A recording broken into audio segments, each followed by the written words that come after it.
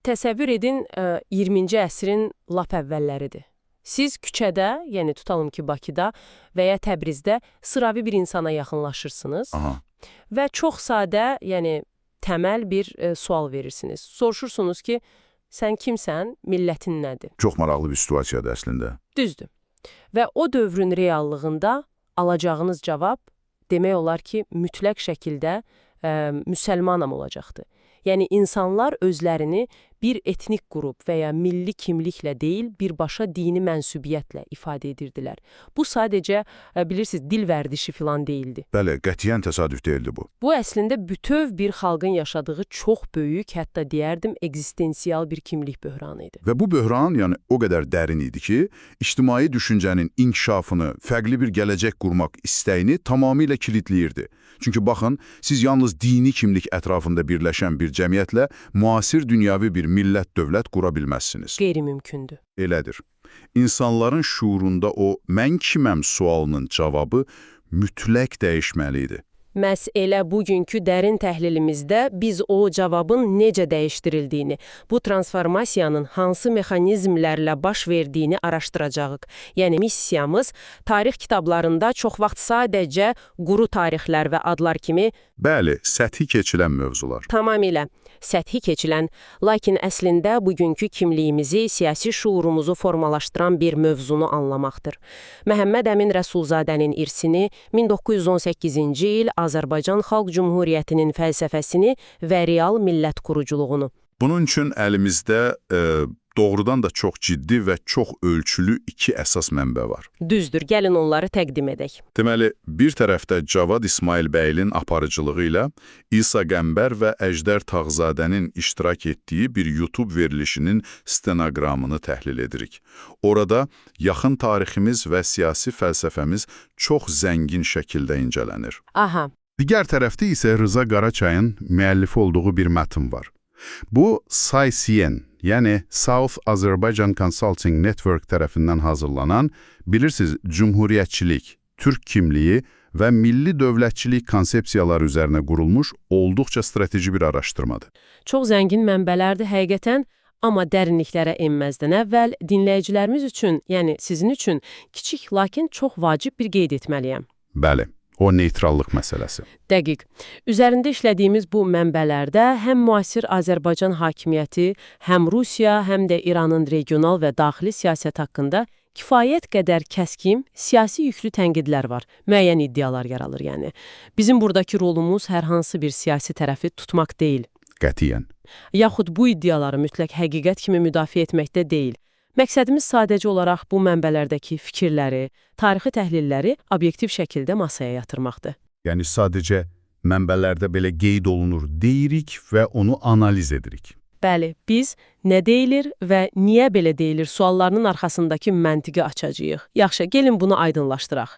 Elə buradan da bayaq bəhs etdiyimiz o kimlik böhranına qayıtmaq istəyirəm. O dövrün mütəfəkkirləri bu mən müsəlmanam problemini necə həll etdilər?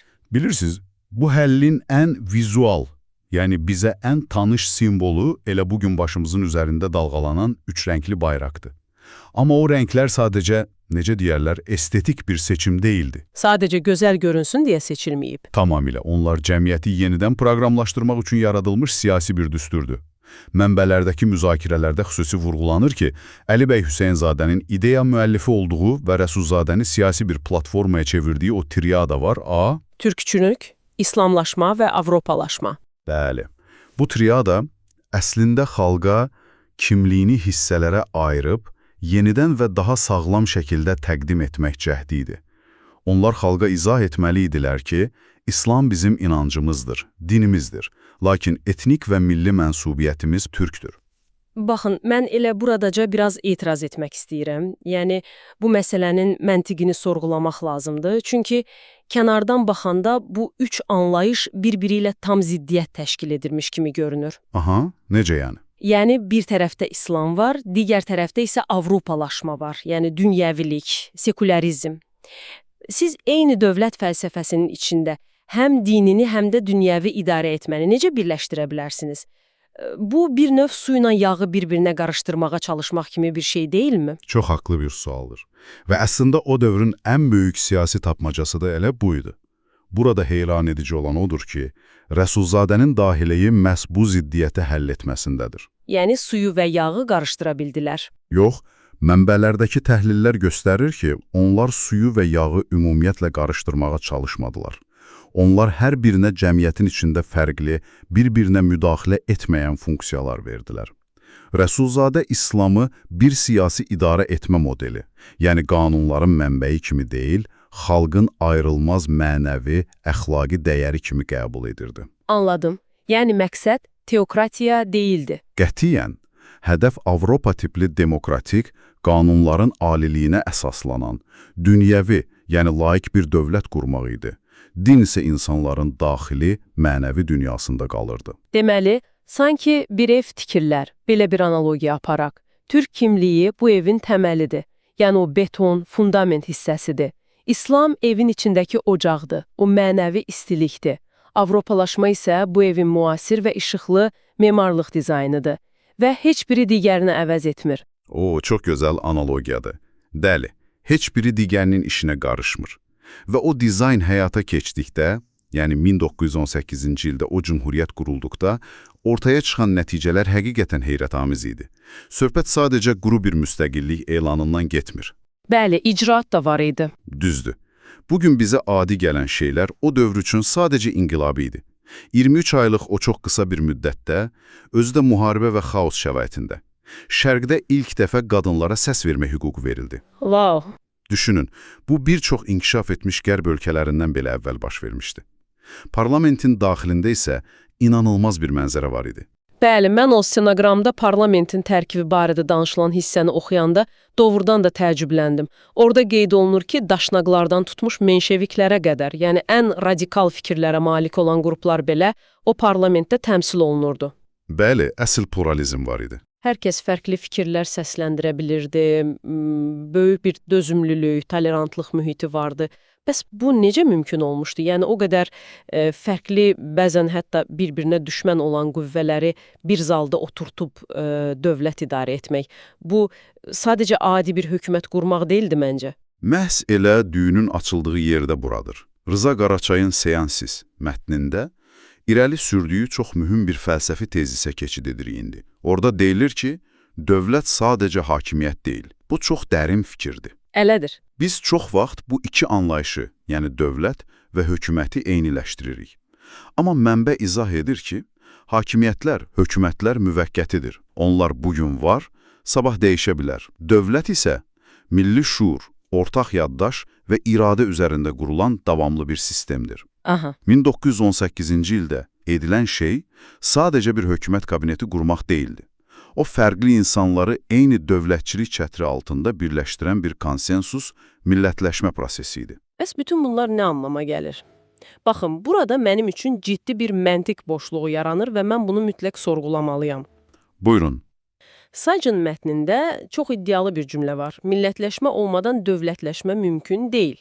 Yaxşı, əgər dövlət o kollektiv şuurun özüdürsə, o zaman mənbələrdə səsləndirilən indiki reallıqlara necə baxaq? Stenoqramda qeyd olunur ki, indiki dövrdə bəzi qüvvələr bu cümhuriyyət mirasına qısqanclıqla yanaşır. Bəli, mənbələrdə belə iddialar yer alır. Yəni, orada deyilir ki, məsələn, Məhəmməd Əmin Rasulzadənin adını universitetdən çıxarırlar, abidələrlə bağlı problemlər yaradırlar. Mənim sualım budur. Əgər bir hökumət öz qurucu atasını inkar edirsə, yaddaşdan silməyə çalışırsa, bu Saycın mətnində deyilən o millətləşmə fikri ilə necə əlaqələnir? Yaddaşı silinən cəmiyyətdə dövlət anlayışı necə ayaqda qala bilər axı? Bu, bəlkə də mənbələrdə qaldırılan ən ağırlı sualdır. Videodakı ekspertlər və Sakayen mətni xüsusi olaraq izah edir ki, tarixi yaddaşa edilən belə müdaxilələr, yəni məsələn qurucu şəxsiyyətlərin adlarının silinməsi və ya dildəki kimliyin süni şəkildə dəyişdirilməsi cəhdləri, tutalım türk dil əvəzinə başqa adların istifadəsi, bunlar sadəcə kosmetik detal deyil. Bəs nədir? Bu, birbaşa xalqın siyasi iradəsini zəiflətmək, o bayaq dediyimiz təməli sıradan çıxarmaq cəhdidir. Mənbələrə görə tarixi yaddaşını itirən toplum asanlıqla idarə edilən kütləyə çevrilir. Lakin mənbələr onu da vurğulayır ki, dövlətçilik ideyası asanlıqla ölmür. Yəni 23 aylıq hökumət fiziki olaraq süqut etsə də, onun yaratdığı o genetik kod silinmədi. O, şuurlarda davam edən bir prosesə çevrildi. Və o prosesin, o daxili müqavimətin ən kəskin, ən dramatik nümunəsini mənə elə gəlir ki, Rəsulzadənin öz şəxsi taleyində görürük. Bəli, qətiyyən şübhə yoxdur. Gəlin biraz 1920-ci ilə gedək. O möhtəşəm proses dayandırılıb, Cümhuriyyət süqut edib, bolşeviklər işğal edib, Rəsulzadə Bakıda həbsxanadadır və hər an edam olunacağını gözləyir. Amma burada tarixin, bilirsiniz, ən kinematografik anlarından biri baş verir. Stalinin gəlişi. Bəli, həbsxanaya Stalin gəlir, o Rəsulzadəni ölümdən xilas edir, öz xüsusi qatarına mindirib birbaşa Moskvaya aparır. Çox maraqlı tarixi məqamdır. Stalin o zaman mütləq hakim deyildi, amma Sovet rəhbərliyində xüsusən də millətlər məsələsində çox həlledici bir fiqur idi. Və mənbədə qeyd olunan iddialara görə, Moskvada Stalin ona Sovet rəhbərliyində ən yüksək vəzifələr təklif edir. Onu öz tərəfinə çəkmək istəyir. Baxın, məsələnin ən maraqlı tərəfi də elə budur. Mən dinləyicimizə üst tutmaq istəyirəm burada. Təsəvvür edin, sizi ölümdən qurtaran və dünyanın ən böyük imperiyalarından birində sizə güc, bəlkə də bir taxt-tac təklif edən bir adam var. Niyə kimsə bundan imtina etsin? Niyə o təklifi qəbul edib, ən azından daxildən nələrisə dəyişməyə çalışmadı? Çünki Rəsulzadə sadəcə böyük bir mütəfəkkir deyildi. O, həm də bolşevizmin əsl anatomiyasını çox aydın görə bilirdi. Ekspertlər mənbələrdə izah edir ki, Rəsulzadə Sovet sisteminin və Rusiyanın mədəni siyasətinin amansız bir assimilyasiya maşını olduğunu anlayırdı. Bəli, stenoqramada bir ifadə var idi. Ateizmin vəhşi forması. Dəqiq, o ifadə çox yadda qalandır. Bəli, bu sadəcə inancla bağlı deyildi. Xalqın mənəvi sütunlarını qırıb, yerinə dövlətə mütləq itaəti yerləşdirmək planı idi. Rəsulzadə bilirdi ki, daxildən o sistemə qarşı mübarizə aparmaq sadəcə bir illüziyadır. Ona görə də o, Moskvanı tərk edərək Türkiyəyə getməyi seçdi. Milli istiqlal uğrunda kasıb, məhrumiyyətlərlə dolu, lakin şərəfli bir sürgün həyatını seçdi. O qərarın ağırlığını mənbədə xatırladılan bir detal çox aydın göstərir. Videoda qeyd edilir ki, Moskvada olanda bəzən geyinməyə ayaqqabısı belə olmurdu. Yəni, ayaqqabısı belə olmayan bu adam illər sonra Hitler Almaniyasının nümayəndələri ilə görüşəndə belə... Bəli, Almaniya o dövrün ən qorxunc gücü idi. Tamamilə. O nümayəndələrə dönüb tam bir qürurla əvvəlcə mənim dövlətimin müstəqilliyini tanıyın şərtini qoya bilir. Yəni, onun irəli sürdüyü istiqlal şərəfdir fikri sadəcə pafoslu bir şüar deyil, yaşanmış bir reallıqdır. Və əgər bunu daha böyük mənzərə ilə əlaqələndirsək, Rəsulzadənin bu istiqlal şərəfdir fəlsəfəsini bugün işləyən bir model kimi təhlil etsək, gəlib mənbələrin xüsusi diqqət mərkəzində olan Cənubi Azərbaycan məsələsinə çıxırıq. Bəli, o mövzu mətnin əsas sütunlarından biridir, çünki mənbədə iddia olunur ki, Cənubi Azərbaycanda insanların o milli şuuru sistemli bir hücuma məruz qalır. Orada şubiyyəçilik deyilən bir anlayışdan bəhs edilir. Aha, o çox vacib bir termindir mənbədə. Bəli, kənardan baxanda bəlkə qəliz səslənir. Amma stenoqrama və mətnə görə bu, Fars mərkəzli Şiə sisteminin ideologiyasıdır. Yəni, iddia edilir ki, bu sistem dini xalqın milli şuurunu zəiflətmək və onu assimilyasiya etmək üçün əsas vasitəyə çevirib. Rəsulzadə modelinin tam tərsi baş verir yəni burada. Düzdür. Bəs bu qədər köklü bir assimilyasiya siyasətinə qarşı necə mübarizə aparmaq olar? Əsacinin mətni buna necə bir yol xəritəsi təklif edir? Riza Qaraçayın həmin mətnində Cənubi Azərbaycan üçün 6 prioritet istiqamət göstərilir. Gəlin onları sintez edək. Birinci addım. Türk kimliyinin müdafiəsidir. Yəni, əgər kimliyini qəbul və bəyan etməsən, digər heç nəyin mənası qalmır. Bəli, olmayan şeyi qoruya bilməzsən. Tamamilə. İkinci. Ana dilində təhsil. Çünki dil sadəcə danışıq vasitəsi deyil, dil təfəkkürdür. Aha. Üçüncü. Media və informasiya gücü. Dördüncü. Diasporanın təşkilatlanması, yəni beynəlxalq səviyyədə müdafiə. Beşinci isə gənclərin prosesə cəlb edilməsidir. Yəni o enerjini davamlı etmək üçün. Bəli. Və nəhayət 6-cı addım. Demokratik dövlət modelinin əvvəlcədən hazırlığı.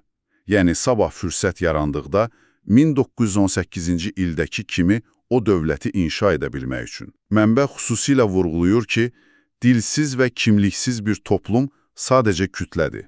Millət olmaq üçün kimlik şərtdir. Bilirsiniz, Bütün bu 6 maddəni dinləyəndə adam başa düşür ki, mənbədə qeyd olunduğu kimi, bir kərə yüksələn bayraq bir daha enməz ifadəsi sadəcə, necə deyərlər, romantik bir şeir misrası deyilmiş. Bəs nədir sizcə? Bu 6 maddəlik gələcək strategiyasının əsl manifestidir. Yəni, əgər siz o kimliyi xalqın içində yerləşdirmisinizsə, o bayraq heç vaxt insanların zehnindən enməyəcək. Elədir. Siyasi vəziyyətlər dəyişə bilər, amma təməl sağlamdırsa, o dövlətçilik hissi yaşayır. Gəlin elə burada bir anlıq dayanaq və o təməldən bugünə bizi dinləyən sizin həyatınıza qaydaq. Biz bugün niyə 100 il əvvəlki fəlsəfəni, bayrağın rənglərini və ya Stalinin o qatarını müzakirə etdik? Niyə dəyərli vaxtımızı buna sərf etdik, yəni? Bəli, istər sabahki iclasa hazırlaşan bir mütəxəssis olun, istərsə də sadəcə maraqlı bir dinləyici olun. Çünki mənbələrin də çox aydın xəbərdarlıq etdiyi kimi, dilini və tarixini unudan xalqlar başqalarının planlarında sadəcə bir piyadaya çevrilirlər. Unutmayın ki, kimlik sizin fərdi və milli sərhədlərinizi qoruyan ən güclü qalxandır. Düzdür, öz yaddaşını təslim edənlər üçün heç bir gələcək layihəsi işləmir. Və sonda, bu mənbələrdən bir addım kənara çıxaraq, sizi belə bir sualla baş-başa buraxmaq istəyirəm. Əgər dil və tarixi yaddaş bir millətin immun sistemidirsə, bir əsr boyunca kənardan müdaxilələrlə əsl sözlərinin, adlarının və dəyərlərinin mənaları dəyişdirilmiş bir xalqın kollektiv yaddaşına nə olur? Çox ağır bir sualdır. Belədir. O yaddaşı bərpa etmək üçün bircə nəsil kifayətdirmi, yoxsa bu yüzilliklər alacaq bir sağalma prosesidir? Bunun üzərində doğrudan da düşünməyə dəyər. Bu dərin təhlilimizdə bizimlə birlikdə olduğunuz və vaxt ayırdığınız üçün təşəkkür edirik. Növbədə araşdırmalarımızda görüşmək ümidi ilə. Sağ olun.